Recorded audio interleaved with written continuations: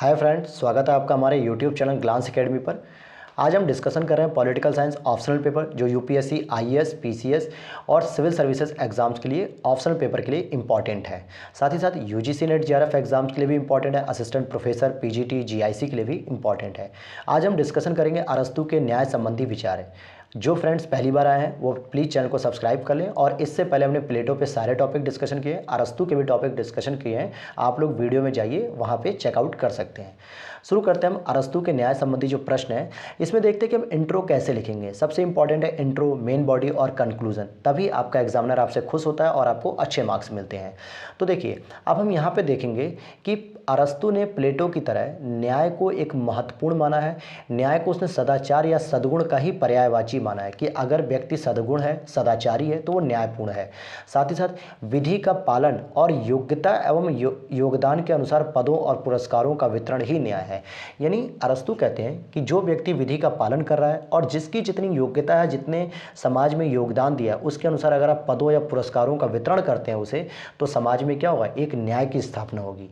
जबकि प्लेटो ने क्या कहा था कि सभी वर्ग यानी उत्पादक वर्ग, आपका सैनिक वर्ग और आपका दार्शनिक वर्ग अगर अपने अपने कार्यों का पालन कर रहा है, किसी कार्यों में हस्तक्षेप नहीं कर रहा है, तो न्यायपूर्ण समाज की स्थापना होगी। तो देखेंगे कि अरस्तू का भी न्याय और प्लेटो का न्याय लगभग एक जैसा है। तो हम इसी पे देखते हैं कि आगे कि न्याय के दो भाग बताए हैं अरस्तू ने। क्या बताएं? अरस्तू के न्याय के दो भाग बताए गए। देखिए दोस्तों, सिविल सर्विसेज एग्जाम में क्या होता है, आप लोग मेंस में पैराग्राफ वाइज भी लिख सकते हैं, पॉइंट वाइज भी लिख सकते हैं। मेरा मानना है कि मैं पॉइंट वाइज लिखूंगा तो 150 से 200 वर्ड में इजीली लिख पाऊंगा और बहुत अच्छी तरीके से फ्रेमिंग लिख सकूंगा। इसीलिए मैं आपको भी ये चीज़ें प्रोवाइड करा रहा हूँ। देखिए, न्याय के दो भाग हैं। जैसे पहला है एक तो वितरणात्मक न्याय और एक होता है संशोधनात्मक न्याय। वितरण में क्या कह रहा है कि पदों, सेवाओं या वस्तुओं का जो वितरण है वो व्यक्ति का समाज में जितना भी योगदान होगा उसके अनुपात में निर्धारित किया जाएगा। मान लीजिए कोई 30 वस्तुएं हैं और अगर मान लीजिए आपने किसी समाज में 18 वस्तुओं का योगदान दिया और किसी दूसरे व्यक्ति ने 10 वस्तुओं का योगदान दिया है, तो उसको भी क्या होगा, न्याय के रूप में 10 वस्तुओं के एवज में ही पैसे मिलेंगे और आपको 18 वस्तुओं के एवज में पैसे मिलेंगे।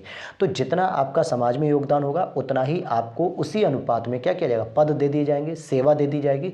इन सभी चीज़ों का, वस्तुओं का वितरण किया जाएगा। और इसी को अरस्तू ने आनुपातिक न्याय या ज्यामिति न्याय भी कहा है। किस प्रकार के न्याय को ज्यामिति न्याय कहा गया है? वितरणात्मक न्याय को। साथ ही संशोधनात्मक न्याय का मतलब क्या है? व्यवहार को सुधारना, अर्थात विधि की अवज्ञा करने वालों को दंडित करना ही न्याय है। कैसा न्याय है? संशोधनात्मक। अगर कोई व्यक्ति है जो राज्य की विधि का पालन नहीं करता है, कानून का पालन नहीं करता है, मनमानी करता है, तो ऐसे लोगों को सुधारना भी है, जिससे समाज में समरसता बनी रहे, विषमता न फैले, अहिंसा न फैले। इसीलिए उसने कहा है कि जो लोग विधि की आज्ञा नहीं मानते हैं उनको दंड देना भी एक न्याय है। अब देख लेते हैं कि अरस्तू ने ऐसे कौन कौन सी बातें लिखी जिसकी वजह से हम न्याय विशेषता बता सकते हैं। पीसीएस में मेंस एग्जाम्स में पूछा गया है, पिछले 3 से 4 साल पहले का पेपर देखेंगे तो स्पष्ट सीधा प्रश्न है कि अरस्तू के न्याय सिद्धांत की विशेषता बताइए। तो आपको पॉइंट वाइज अगर उंगलियों पर याद होंगे 7 से 8 पॉइंट, तो आप इजीली लिख पाएंगे। तो कैसे? पहला है सद्गुणी जीवन और न्यायपूर्ण जीवन एक दूसरे के पर्याय हैं, ये न्याय की व्यवस्था इसने बताई, पहला। दूसरा, अरस्तू कह रहा है कि राज्य व समाज के द्वारा सामंजस्य बनाए रखना ही न्याय है। प्लेटो ने कहा था कि समाज के तीनों ही वर्ग अगर अपने अपने कार्यों में मग्न है, यानी अपने कार्यों को पूर्ण करते हैं, किसी दूसरे के कार्यों में हस्तक्षेप नहीं करते हैं, तो समाज कैसा होगा? न्यायपूर्ण होगा। वहीं अरस्तू कहते हैं कि राज्य और समाज के द्वारा अगर सामंजस्य बनाया गया आपस में, तो क्या होगा? न्याय बनेगा, न्याय की स्थापना होगी। मूलतः या आंतरिक रूप में न्याय होता है जिसकी व्याख्या सोद्देश्यात्मक पद्धति द्वारा की है। सोद्देश्यात्मक पद्धति का क्या होता है मेथड? टिलोजिकल मेथड का मतलब होता है, अरस्तू कहते हैं कि किसी न किसी वस्तु की या किसी संस्था की कोई ना कोई उपयोगिता होती है। जिस तरीके से राज्य का उद्देश्य है व्यक्ति का नैतिक विकास करना, चाकू का उद्देश्य है उसे काटना, आग का उद्देश्य है किसी चीज़ को जलाना, उसी तरीके से राज्य का भी उद्देश्य क्या है? न्याय सिद्धांत का उद्देश्य क्या है? कि व्यक्ति को न्यायपूर्ण बनाना, समाज को न्यायपूर्ण बनाना। न्याय मित्रता से उत्पन्न होता है, यानी मित्रता जिन लोगों के बीच में है वहाँ कभी भी चोरी नहीं होती, वहाँ कभी झूठ नहीं बोला जाता है। इस तरीके से न्याय की उत्पत्ति होती है। और आगे हम देखेंगे कि अपने कार्यों में सद्गुणी होना ही न्याय है। प्लेटो ने क्या कहा कि जो व्यक्ति अपने कार्यों में सद्गुणी है वही व्यक्ति न्याय का पूरा पालन कर रहा है। इसी के साथ उनका व्यवहारिक रूप में मानवीय समाज के बाह्य संबंधों का प्रबंधन ही क्या होगा, न्याय होगा। व्यवहारिक रूप में मानवीय समाज के बाह्य संबंधों का जो प्रबंधन है वही न्याय है। कि मानव की जो समाज है यानी परिवार से कैसा संबंध है, गांव में कैसा संबंध है, व्यक्ति का संबंध क्या है, परिवार का राज्य से संबंध कैसा है, इस तरीके के जब संबंधों का प्रबंधन किया जाएगा अच्छे से तो न्याय की स्थापना होगी। और उसने यह भी कहा कि न्याय के लिए विधि और दंड को महत्वपूर्ण साधन बताया। अगर कोई न्याय का पालन नहीं कर रहा है, विधि की अवज्ञा कर रहा है, विधि का पालन नहीं कर रहा, तो उसको दंड दीजिए। इसी को संशोधनात्मक न्याय भी कहा गया है। तो वो क्या कहता है कि न्याय के लिए विधि और दंड की भी आवश्यकता है, जिसको प्लेटो ने नकार दिया था। वहीं बार्कर ने कहा है कि न्याय, विधि व शिक्षा सिद्धांत अरस्तू के, ध्यान दीजिएगा एक मिनट, यहाँ पे हम ऊपर कर लेते हैं। क्या कह रहा है यहाँ पर कि बार्कर ने कहा है कि न्याय जो है वो विधि व शिक्षा सिद्धांत, ये तीनों ही जो हैं ये क्या है, अरस्तू के राज्य के आध्यात्मिक आधार हैं। यानी अरस्तू का जो आध्यात्मिक आधार है उसको किस में देखा गया, बार्कर द्वारा न्याय में देखा गया, विधि में देखा गया, शिक्षा सिद्धांत में देखा गया कि इस तरीके से ये कहीं ना कहीं क्या कर रहे हैं, एक आध्यात्मिक आधार तैयार कर रहे हैं। तो दोस्तों ये तो फिर इसके बाद आप निष्कर्ष लिख सकते हैं। तो आप अगर आपसे पूछता है स्टेट पीसीएस में या यूपीएससी में कि अरस्तू के न्याय व्यवस्था क्या थी, न्याय सिद्धांत क्या था, तो आप बता सकते हैं कि न्याय किस प्रकार के थे, वितरणात्मक न्याय क्या है, संशोधनात्मक न्याय क्या है, विशेषता क्या क्या है, न्याय की उत्पत्ति क्यों की गई है, समाज को न्यायपूर्ण कैसे बनाया जाएगा, ये सारी इसमें चर्चा हमने कर दी है। तो आइए अब हम देखते हैं अपने नेक्स्ट टॉपिक को कि प्लेटो और अरस्तू के विचारों में तुलना। ये सबसे इंपॉर्टेंट प्रश्न है, आइए हम इसको भी डिस्कस कर लेते हैं अभी। देखिए प्लेटो और अरस्तू दोनों ही आदर्शवादी विचारक हैं, दोनों ही एक ही युग के विचारक हैं, क्योंकि सुकरात के शिष्य प्लेटो और प्लेटो के शिष्य अरस्तू हैं। तो हम यहाँ पर देखते हैं पीसीएस में कई बार यह प्रश्न पूछा गया कि अरस्तू और प्लेटो के विचारों की तुलना करिए, यानी बताइए कि किस प्रकार से दोनों के विचार अलग हैं, कहाँ पे समानता है, ये सारी चीज़। तो हम क्यों ना इसको पॉइंट वाइज अध्ययन कर लें। जैसे अरस्तू के विचार की बात करेंगे तो अरस्तू का विचार कैसा, व्यवहारिक है, वैज्ञानिक है, अनुभविक है, चिंतन पद्धति इसकी जो है कि अनुभविक है और यथार्थवादी है। जबकि वहीं प्लेटो का क्या है, आदर्शवादी और कल्पनावादी चिंतन पद्धति है। जिन लोगों को नहीं समझ में आ रहा है कि प्लेटो कैसे कल्पनावादी है, तो वो लोग प्लेटो की वीडियो की सभी डिस्कशन देखें वहाँ पर और समझ जाएंगे क्यों हमने कल्पनावादी यहाँ पर लिखा है। वहीं अरस्तू व्यक्ति से परिवार व संपत्ति को अलग रखना मुश्किल बताता है, कठिन, कहता है कि नहीं, अगर हम व्यक्ति से परिवार और संपत्ति छीन लेते हैं तो उसका व्यक्तित्व का विकास रुक जाएगा।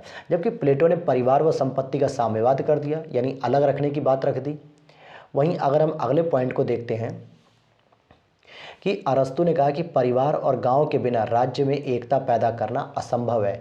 जबकि प्लेटो ने क्या कहा, राज्य के एकीकरण पर बल दिया था, केवल और केवल राज्य के एकीकरण पर बल दिया, एकता पैदा करने का कोई साधन नहीं बताया। अरस्तू कहते हैं कि परोपकारी और कल्याणकारी राजा कल्पना वास्तविक नहीं है। मतलब जिस तरीके से प्लेटो ने परोपकारी और कल्याणकारी राजा की बात की थी, ऐसी कल्पना वास्तविक नहीं है, व्यवहारिक रूप में ऐसा कोई राजा नहीं होता है। जबकि यहाँ पे प्लेटो उसी चीज़ को कह रहे हैं कि दार्शनिक राजा को इसने आदर्श राज्य बताया। ठीक है, दार्शनिक राजा को इसने आदर्श राजा बताया। और साथ ही साथ अगर आप देखेंगे इसके अगले पॉइंट पे कि क्या अंतर आता है, तो अरस्तू ने जहां संपत्ति की उपयोगिता के साथ निजी संपत्ति का समर्थन किया है, वहीं प्लेटो ने संपत्ति का साम्यवाद किया, मुख्यतः संरक्षक वर्ग के लिए, कि इनके पास जो है कि कोई भी प्रकार की जो है कि संपत्ति नहीं होनी चाहिए। कैसी होनी चाहिए, नहीं होनी चाहिए किसी प्रकार की संपत्ति। वहीं अरस्तू ने विधि के शासन पर बल दिया है। इसने कहा कि राज्य को नैतिक बनाए रखने के लिए, स्थायित्व बनाए रखने के लिए विधि का पालन करना होगा।